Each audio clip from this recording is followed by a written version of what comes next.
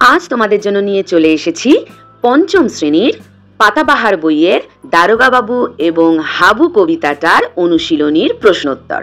তো চলো আজকে একদম A to Z সমস্ত অনুশীলনী আমরা সলভ করে ফেলি। আর যারা আগের ভিডিও মিস করে গেছো তারা কিন্তু অবশ্যই এই ভিডিওর ডেসক্রিপশন বক্স চেক করবে, সেখানে আমি প্রত্যেকটা লিংক দিয়ে দেবো। লিংকে ক্লিক করে আগের গল্প, কবিতা আর এই কবিতাটারও আগের অংশটা অবশ্যই কিন্তু দেখে নিও। যদি ভিডিও ভালো লাগে অবশ্যই লাইক করো আর তোমাদের ক্লাসের বন্ধুদের সাথে শেয়ার করো। আর যারা এখনো চ্যানেলটা সাবস্ক্রাইব করোনি সাবস্ক্রাইব করে নাও, যাতে আমি যে কোনো ভিডিও আপলোড করলে সবার আগে নোটিফিকেশন তোমাদের কাছে পৌঁছে যায়। তোমরা এখন দেখছো সঙ্গীতা প্ল্যানেট ইউটিউব চ্যানেল। চলে যাব অনুশীলনীতে।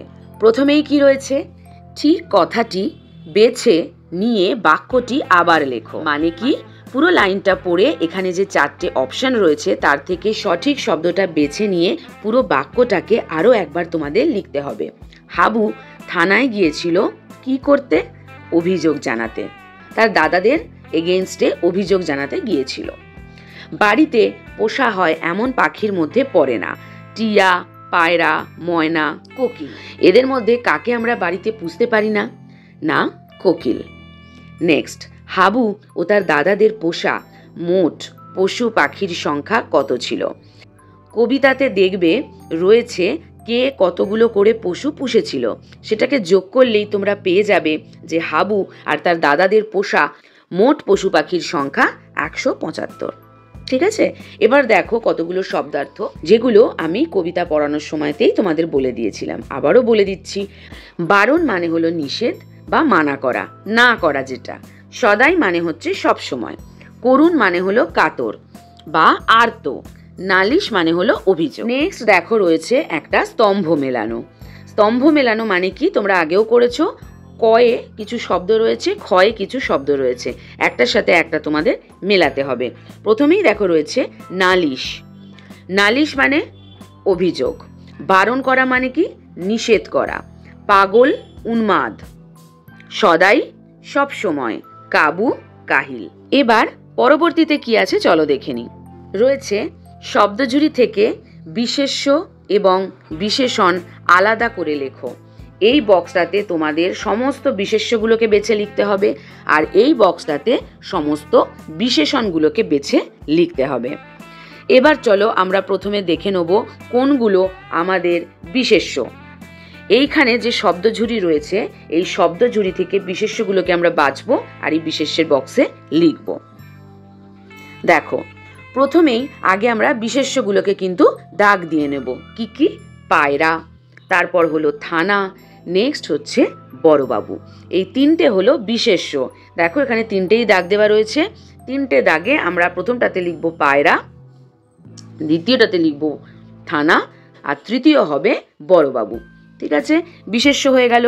তার মানে বুঝতেই পারছো বাকি যেগুলো পড়ে রয়েছে সেগুলো কি না, সেগুলো হলো বিশেষণ। এবার বিশেষণগুলোকে চলো আমরা দাগ দিয়ে দেখে নিই।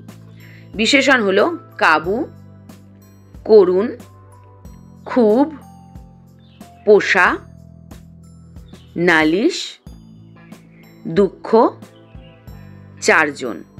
পরের অংশে চলে যাই চলো। এখানে কি বলেছে? কেঁদে কেঁদে এইরকম একই শব্দকে পাশাপাশি দুবার ব্যবহার করে নতুন 5টি শব্দ তৈরি করো। দেখো স্ক্রিনে তোমরা প্রত্যেকটা শব্দ কিন্তু দেখতে পাবে। হেসে হেসে, মনে মনে, দিন দিন, যায় যায়, রোজ রোজ। দেখো দুটো কিন্তু একই শব্দ। যেরকম এখানে রয়েছে কেঁদে কেঁদে, একই রকম শব্দ, সেরকম দেখো হেসে হেসে, মনে মনে, দিন দিন, যায় যায়, রোজ রোজ। Very simple. 5 নম্বরে কি আছে দেখে নেব। ক্রিয়ার নিচে দাগ দাও। প্রত্যেকটা গল্পে, কবিতাতেই তোমরা একই জিনিস কিন্তু দেখো বারবার করছো। কি? ক্রিয়ার নিচে দাগ দাও। মানে পুরো বাক্যটা দেখে যেটা ক্রিয়া বা কাজ বোঝাচ্ছে সেই শব্দটার নিচে দাগ দিতে হবে। তো চলো আমরা চটপট দাগ দিয়ে নিই। বললে কেঁদেই হাবু। এখানে দেখো বললে হলো ক্রিয়া, কেঁদেই হলো ক্রিয়া। নেক্সট, 7টা বেড়াল পোষেন ছোট বড়।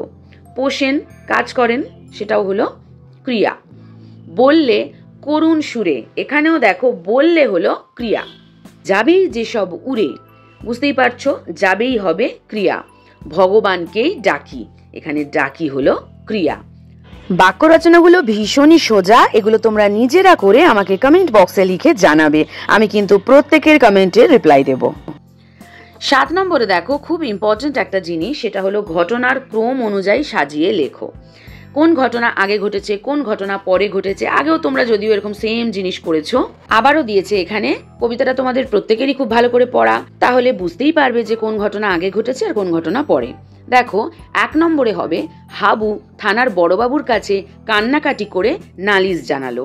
কারণ প্রথমে নালিশটা জানিয়েছিল, তাহলে ফার্স্ট 1 নম্বর হবে, হাবু থানার বড়বাবুর কাছে নালিশ জানালো কান্নাকাটি করে। নেক্সট 2 নম্বরে হবে, হাবুরা 4 ভাই একটা ঘরেই থাকে। এবার নালিশটা মেনলি কি ছিল না, হাবুরা 4 ভাই একটা ঘরেই থাকে। সমস্যা কিন্তু সেটা নয়, সমস্যা ছিল প্রসাদের নিয়ে, তাহলে সেটা যাবে 3 নম্বরে। বড়দা 7টা বিড়াল, মেজদা 8টা কুকুর, সেজদা 10টা ছাগল ও হাবু নিজে 150 পায়রা পোষে। এটা আমরা কিন্তু কবিতা থেকেই জানতে পেরেছি। নেক্সট 4 নম্বর। 4 নম্বরে আমরা বলবো, এত জীবজন্তু পোষার ফলে কি হলো, জীবজন্তুর গন্ধে হাবুর প্রাণ যায় যায়। লাস্ট 5 নম্বরে, দারোগা বাবুর উত্তর শুনে হাবু বেজায় কাতর হয়ে পড়ল। ঠিক আছে, কবিতায় আমরা সবটাই পেয়েছি, এবার শুধু সাজিয়ে নেওয়া। ঠিক আছে, আমরা ঘটনাক্রম সাজিয়ে ফেললাম, চলে যাব পরের অংশে। 8 নম্বরে রয়েছে কি, অন্তমিল আছে এমন 5 জোড়া শব্দ লিখতে হবে। অন্তমিল মানে কি, শেষের অংশটায় মিল থাকবে, যেমন হাবু বাবু, কাবু, এই যে একই রকম মিল থাকবে শেষটায়। তো এরকম শব্দগুলো চলো আমরা দেখে নিই। হাবু বড়বাবু, বড় করো, থাকি ডাকি, ভুলো গুলো, সুরে উড়ে, বেঁধে কেঁদে।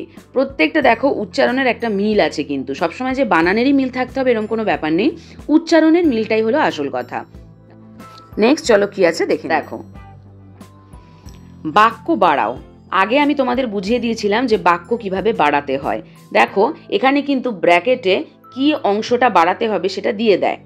যেমন হাবু গিয়েছিল, এবার এখানে কিভাবে বাড়াবো, কোথায় আর কখন, এর প্রশ্নের উত্তর দুটো যোগ করে। তাহলে হাবু গিয়েছিল কোথায় না থানায়, কখন গিয়েছিল না ভোরে। তাহলে পুরো লাইনটা আমরা কি লিখবো দেখো, হাবু ভোরে থানায় গিয়েছিল। 2 নম্বর, বড়দা পোষেন বিড়াল, কয়টি আর কেমন। তাহলে বড়দা পোষেন ছোট বড় 7টি বিড়াল। নেক্সট, হাবু ভগবানকে ডাকে, কেন ডাকে, কখন ডাকে। হাবু দুঃখে সারা দিন রাত ভগবানকে ডাকে। 4 নম্বর, দারোগাবাবু বলেন ঘরের জানলা দরজা খুলে রাখতে, কাকে বলেন। দারোগাবাবু হাবুকে বলেন ঘরের জানলা দরজা খুলে রাখতে। লাস্ট, হাবুর পায়রা উড়ে যাবে, কয়টি। হাবুর 150টি পায়রা উড়ে যাবে। কত সহজে কি সুন্দর আমরা বাক্যগুলোকে বাড়িয়ে ফেললাম, আর হিন্টস কিন্তু এখানে দেওয়াই থাকে, খুব সোজা এগুলো। পরের অংশে দেখো প্রশ্ন উত্তর রয়েছে। কবি পরিচিতি পড়ানোর সময় আমি তোমাদেরকে এই 10-এর 1, 2, 3 পড়িয়ে দিয়েছিলাম। আজকে আমরা পড়ব 11-র প্রশ্ন উত্তরগুলো। প্রথমে কি রয়েছে, হাবু কোথায় গিয়ে কার কাছে নালিশ জানিয়েছিল। যে কোনো প্রশ্নের উত্তর শুরু করার আগে আমি আগেও বলেছি, কবির নাম কবিতার নাম দেওয়া কিন্তু খুব ভালো, লেখার ধরনটা খুব সুন্দর হয়। তো দেখো আমি উত্তরটা তোমাদের দেখিয়ে দিচ্ছি, তোমরা চাইলে নিজের মতো করেও লিখতে পারো। যদিও এই গল্প কবিতাগুলোর প্রশ্নের ধরন মানে প্রশ্নের উত্তর লেখার ধরন কিন্তু একই রকম, যে কেউ লিখুক না কেন একই রকম হয় সাধারণত। দেখো, কবি ভবানীপ্রসাদ মজুমদারের লেখা দারোগাবাবু এবং হাবু কবিতার প্রধান চরিত্র হাবু থানায় গিয়ে দারোগাবাবুর কাছে নালিশ জানিয়েছিলেন। দেখো তোমরা অনেকেই এরকম সিম্পল উত্তর লেখো, হাবু থানায় গিয়ে দারোগাবাবুর কাছে নালিশ জানিয়েছিলেন। এটাকেই দেখো আমি যেভাবে লিখলাম কত সুন্দর লাগছে, এবং প্রশ্নটায় যদি 2 থাকে তোমরা 2 পাবে, কারণ কোনো ডাউট থাকছে না। তোমাকে মাথায় রাখতে হবে যে তুমি যখন উত্তরটা লিখবে তখন সেটা পড়ে কারোর যেন মনে কোনো প্রশ্ন বা কোয়ারি না থাকে, মানে তোমার উত্তরের মধ্যে সবটা বলা থাকবে। 2 নম্বর দেখে নেব, হাবুর বড়দা মেজদা সেজদা ঘরে কি কি পোষেন। একইভাবে শুরু করব। দেখো, কবি ভবানীপ্রসাদ মজুমদারের লেখা দারোগাবাবু এবং হাবু কবিতার হাবুর বড়দা ছোট বড় 7টা বিড়াল পোষেন, তার মেজদা সেই ঘরেই 8টি কুকুর পোষেন ও তার সেজদা 10টা ছাগল পোষেন। নেক্সট, হাবুর করুণ অবস্থার জন্য সে নিজেও কিভাবে দায়ী ছিল বলে তোমার মনে হয়? তো অবশ্যই হাবু তো নিজেও 150টা পায়রা পুষে রেখেছে, তাহলে ও দায়ী। কিভাবে লিখব? কবি ভবানীপ্রসাদ মজুমদারের লেখা দারোগাবাবু এবং হাবু কবিতার হাবু নিজে ঘরে 150টি পায়রা পুষত। তার পোষা পায়রাগুলো উড়ে যাবার ভয় সে কখনো জানলা দরজা খুলতো না, তাই ঘরে বিশ্রী গন্ধ হতো। তাই হাবুর করুণ অবস্থার জন্য সে নিজেও দায়ী ছিল। মানে তার বর্দা মেজদা সেজদা যেগুলো পোষে সেগুলো তার উড়ে যাবার ভয় নেই, কিন্তু জানলা দরজা খোলা রাখলে তাও গন্ধটা কিছুটা কমতো। কিন্তু হাবু তো পুষতো পায়রা, তাই পায়রা উড়ে যাবার ভয় সে কিন্তু কখনোই জানলা দরজা খুলতো না। ফলে কি হতো? হাবুর করুণ অবস্থার জন্য হাবু নিজেও কিছুটা দায়ী হয়ে উঠেছিল, কারণ ঘরে বিশ্রী গন্ধ হতো। 4 নম্বর, দারোগাবাবু হাবুকে যে পরামর্শ দিলেন সেটি তার পছন্দ হলো না কেন? কি করে পছন্দ হবে? কারণ দারোগাবাবু বলেছিলেন দরজা জানলা খুলে রাখতে, কিন্তু খুলে রাখলে কি হবে? হাবুর পোষা 150 পায়রা উড়ে চলে যাবে। দেখে নি উত্তরটা। কবি ভবানীপ্রসাদ মজুমদারের লেখা দারোগাবাবু এবং হাবু কবিতায় দারোগাবাবু হাবুকে যে পরামর্শ দিলেন সেটি তার পছন্দ হলো না, কারণ দারোগাবাবু বলেছিলেন গন্ধ লাগলে ঘরের জানলা দরজা খুলে দিতে। সেই পরামর্শ মতো জানলা দরজা খুলে দিলে তার পোষা 150টা পায়রা উড়ে যাবে, তাই পরামর্শ হাবুর পছন্দ হয়নি। নেক্সট 5 নম্বর, দারোগাবাবুর কাছে হাবু তার যে দুঃখের বিবরণ দিয়েছিল তা নিজের ভাষায় লেখো। হাবুরা একটা ঘরে 4 ভাই মিলে থাকে। তার বর্দা 7টা বেড়াল, মেজদা 8টা কুকুর এবং সেজদা 10টা ছাগল ঘরে পোষেন। সেই গন্ধে তার ঘরে থাকতে খুব কষ্ট হয়। তার একটা সমাধান দরকার, আর সে ঘরের দরজা জানলা খুলে রাখতে পারে না, কারণ তাহলে তার নিজের পোষা 150টি পায়রা উড়ে যাবে। এই হলো পুরো ঘটনাটা। তো এটাও ছোট্ট করে তোমাদের কিন্তু বলতে হবে, কিন্তু সমস্ত বিষয়গুলো যেন উত্তরের মধ্যে থাকে। আর শুরুতেই যেটা বললাম, কবি ভবানীপ্রসাদ মজুমদারের লেখা দারোগাবাবু এবং হাবু কবিতায় হাবুরা একটা ঘরে 4 ভাই মিলে থাকে, এভাবে শুরু হবে। ঠিক আছে? তো দেখো আমরা প্রশ্নোত্তরগুলো সবকটা সলভ করে ফেললাম। আশা করি আর তোমাদের কোনো সমস্যা নেই। অনেকেই তোমরা বলছিলে যে ম্যাম প্রশ্নোত্তরগুলো বলে দাও কিভাবে কি লিখবো, তো আমি সাজিয়ে লিখে দিলাম তোমাদের। খুব ভালো করে তোমরা পড়ো। আর পরের যে গল্পটা এতোয়া মুন্ডার কাহিনী, সেটা অলরেডি আমার চ্যানেলে আছে। এর লিঙ্কও তোমরা প্রত্যেকটা ভিডিওর ডেসক্রিপশন বক্সে পেয়ে যাবে। সেই লিঙ্ক ক্লিক করে তোমরা ভিডিওগুলো দেখে নিও। খুব তাড়াতাড়ি আমি তোমাদের জন্য পরের কবিতা নিয়ে চলে আসবো। ঠিক আছে? ততক্ষণের জন্য টাটা।